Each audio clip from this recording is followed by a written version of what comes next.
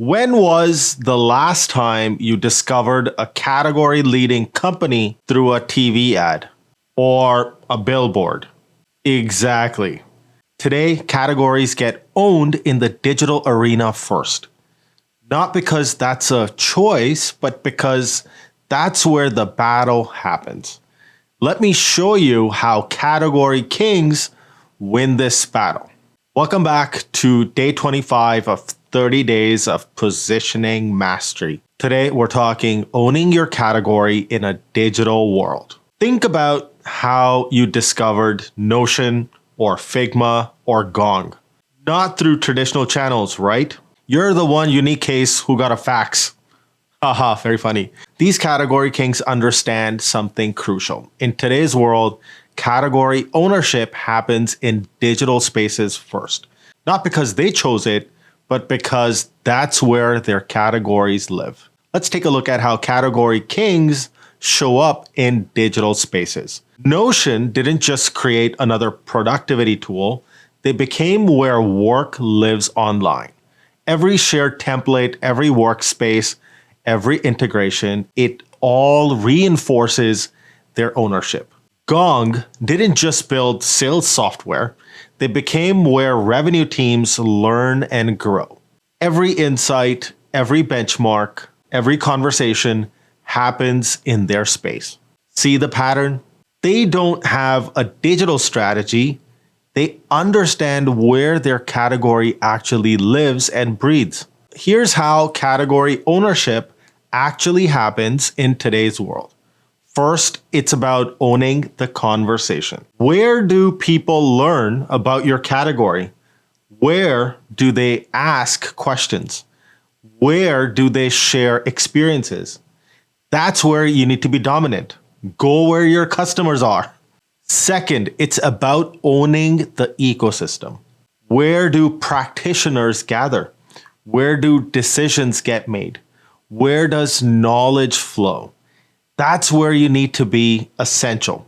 Finally, it's about owning the future. Where are the conversations going? What platforms are emerging? What behaviors are changing? That's where you need to be first. So, how do category kings make this real? They get into spaces that matter. They don't try to be everywhere. They dominate where their category lives. They own the high value conversations, making content that counts. Not endless posting, not marketing fluff, but category defining insights that matter. Community that compounds. Building spaces where practitioners gather, creating value that grows over time, and making their ownership stronger every day.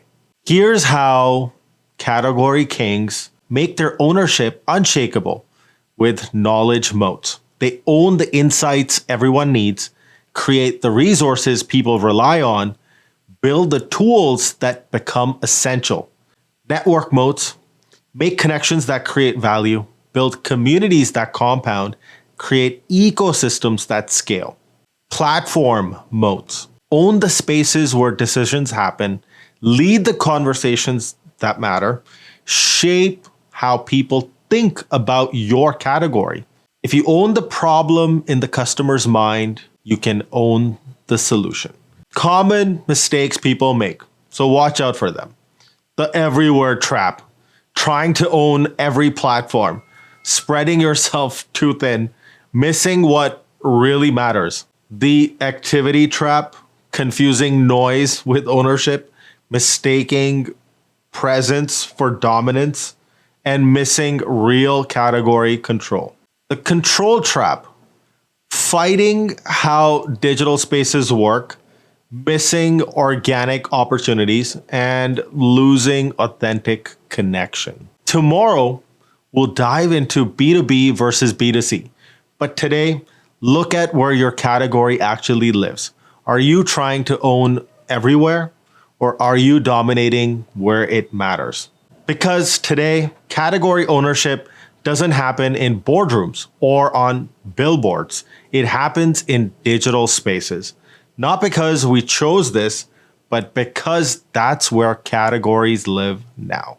Share below, where does your category really live? Where are the conversations that matter happening? Where could you start owning today? And remember, don't build a digital strategy, build category ownership in a digital world.